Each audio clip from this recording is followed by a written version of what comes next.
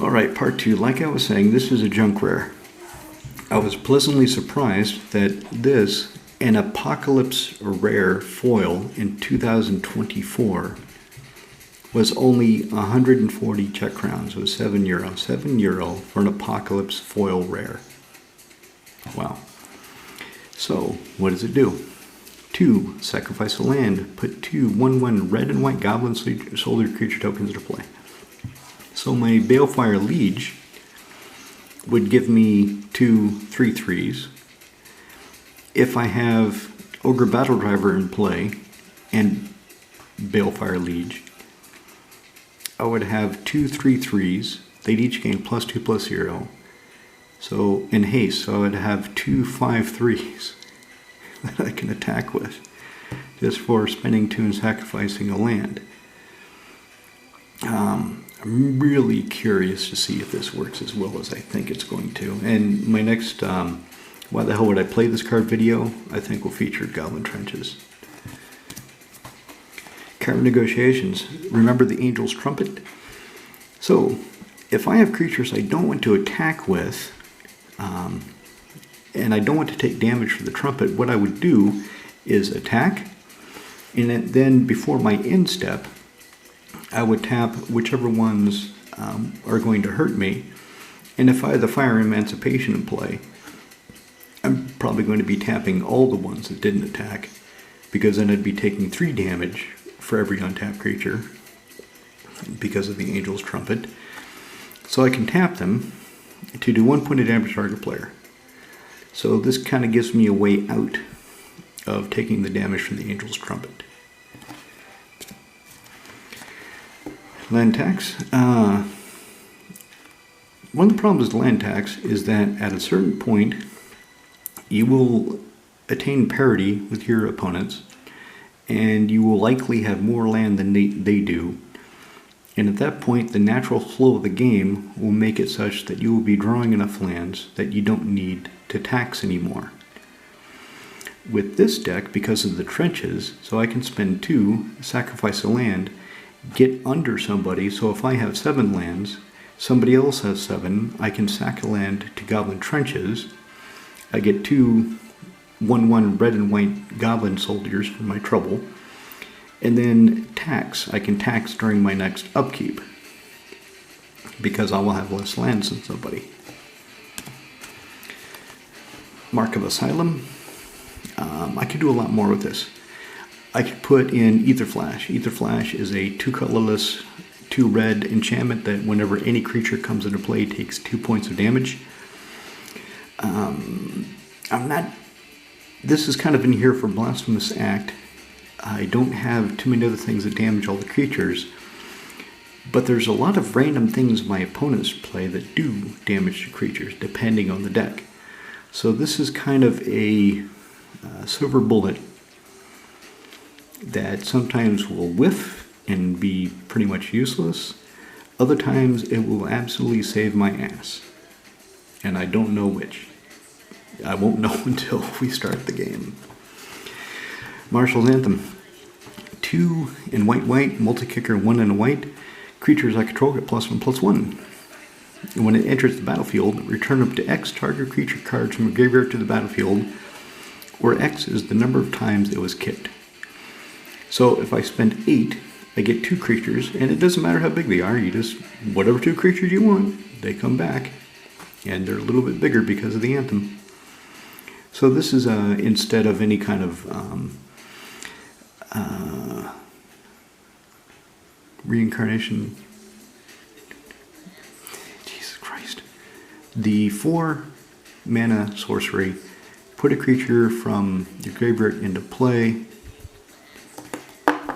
Resurrection. I believe that's it. Resurrection. So this is Resurrection. Kind of within a, it's just, let's go to the next one. Smothering Tithe.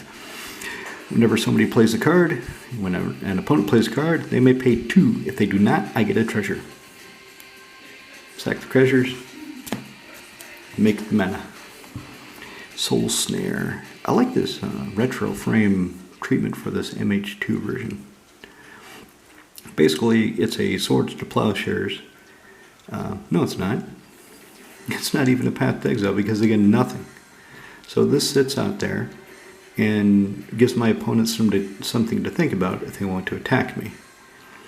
So I spend white, 1 white, sacrifice it, exile creature that's attacking me or planeswalker I control. And they don't get land like Swords to Plowshares. They don't get land like Path to Exile. They do not get life like Swords to Plowshares. Yes, those are the way those cards work, isn't it? Right. This is another new card. So, I'm trying to ignore anything new. I'm tired of Wizards bullshit. I want to get off the train of desire of always wanting new cards. But admittedly, there are cards that I will not be able to ignore because they just work too good in a deck.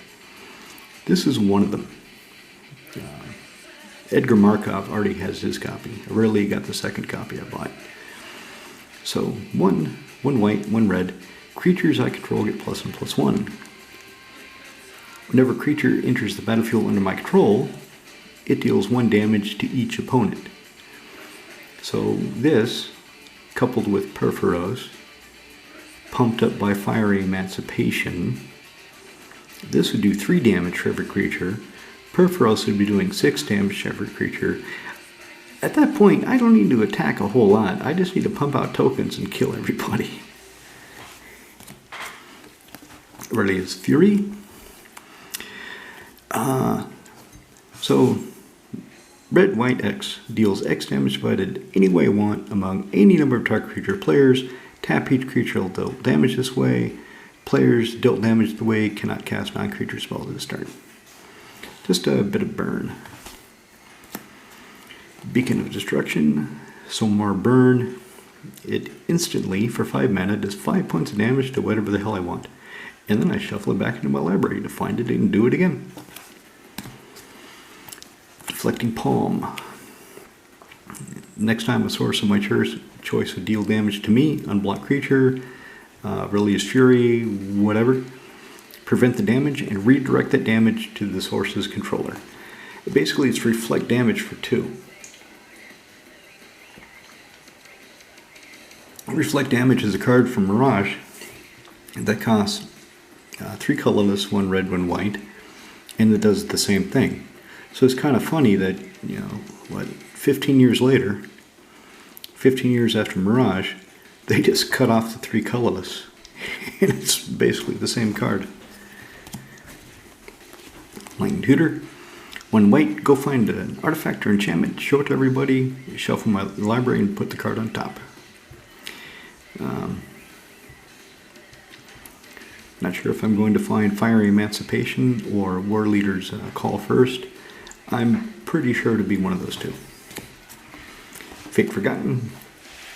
Need a way of dealing with artifacts or enchantments, and this deals with them relatively permanently. 3 instant, exile it. Intimidation Bolt.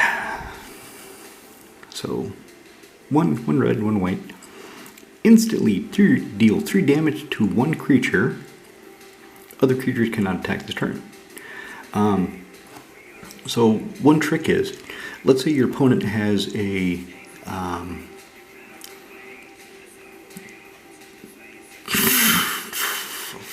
why can't I remember any goddamn cards tonight? Let's say he's got a Phyrexian Tower out, or a High Market. So your opponent has a High Market out, and you don't want him to attack you. If you bolt one of his creatures, he'll just, okay, I'll send it to the High Market because I want to attack you. Well, if you see that board condition, if you see that state in play, you can bolt one of your own creatures, and you have Mark of Asylum, it won't take any damage. You can bolt one of the other guy's creatures that doesn't have a High Market or a Phyrexian Tower in play, and then that guy still can't attack. Because it doesn't matter whose creature you bolt, no other creatures can attack that turn. I kind of like that. Last ditch effort. There's always board wipes. There's always Wrath of God, Damnation, Supreme Verdict, yada yada yada, blah blah blah blah blah. So if somebody is casting a board wipe and I can't deal with it, well, At least I can get some retribution. I can sack whatever creatures are going to die anyway and deal damage to that guy. Oh, you're making me kill my creatures? Eat them. Settle the wreck. So settle the wreckage. If somebody's attacking me and I can't deal with it, and remember, Angel's Trumpet says your creatures better attack. I can say, okay, go find some lands. I'm getting rid of your attackers. Of course, I wouldn't like it if somebody did me, but that's kind of how the game works these days, isn't it? Austere command. So choose 2, destroy all artifacts, destroy all enchantments, destroy all the little creatures, destroy all the big creatures. For 6 mana. Choices. Blasphemous act. So, Mark of Asylum in here will stop this from hurting my creatures. And my creatures, if things work half as well as I expect them to, I should be casting this for 1 red more often than not.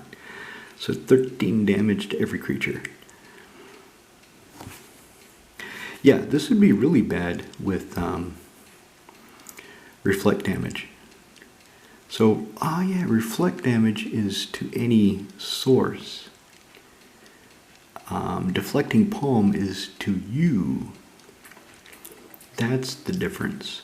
So, if you have a red-white deck, and your buddies like to play a Blasphemous Act, the guys I play with, they hardly ever play this card. I rarely see it anymore. It was kind of in vogue for a while, and then it just kind of fell out. Nobody's really playing it. But reflect damage takes all the damage that one source would deal and redirects it to that source's controller, not just to you.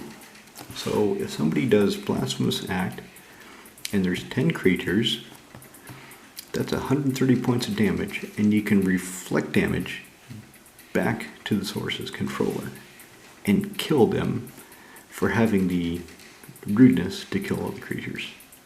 Something to think about. Increasing devotion. I could have put other things in here.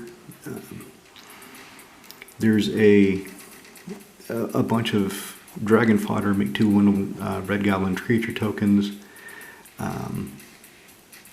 Something of the core, you spend 3 white and 3 colorless, and you get 6 1/1 core soldier creature tokens. And if you kick it, you get 12 instead. But if I put too many of those in here, then I don't have the permanents to create the tokens. I don't have the permanents to do other effects. So I'm only putting in 1 of these. I'm only putting in increasing devotion. It doesn't give me soldiers, it doesn't give me goblins, but it does give me 5 1/1 white creature tokens. And it has flashback. And if I flash it back, I can create 10. So let's say I have Ogre Battle Driver. And I don't know, Balefire Leech. We'll just go with the easy ones. So if I flash it back, there are 10 creatures that become 3/1s with haste. And when they attack, there would be actually 2/2s. They only get the white benefit. So there'd be 10 2/2s. And then the Battle Driver would give them +2/+0 in haste. So 10 hasty 4/2s. That sounds like it'd make a bad day for somebody, but not me. Okay, here's another junk card. So you're probably, some of you might realize why this is in there. Some of you might be still kind of wondering why I would bother. Okay, Goblin Trenches, sacrifice lands. They go to my graveyard. My looting effects, like Nahiri, I can throw away lands. And then, for only 1 and a white, I can put all basic lands from our graveyards into play under their owner's control tapped. So I get all my lands back. And if you think about it, in most Commander games, the only reason people have basic lands in their graveyard is they're either playing Lord Windgrace, the Gitrog monster, or they've been discarding basic lands because they have too many cards in hand at the end of the turn and they have to discard, so they discard a basic land. Other than that, all the lands are fetch lands for the most part that end up in people's graveyards. We don't really see a lot of Armageddons. We don't really see a lot of things like Yakohops in the games we play. So, another card I'm really interested to see if it works as well as I think it's going to work. And if it doesn't, I still love the art. I still like the strangeness of the old days of Magic in the art. The art direction was a lot more open. So now, let's look at the last card. Wheel of Fortune. Yes. Everybody throw away your hands, draw 7 new cards for 3 mana. Need ways to draw cards in this deck. I don't have a lot of ways to draw cards in this deck. Got some light looting. But this is efficient. Anyway, that's Aurelia. That's her deck. I'll take her to the pub on Thursday. Might not be the exact build I presented, but I will take her, get a game on camera, and you can see how it works. Cheers.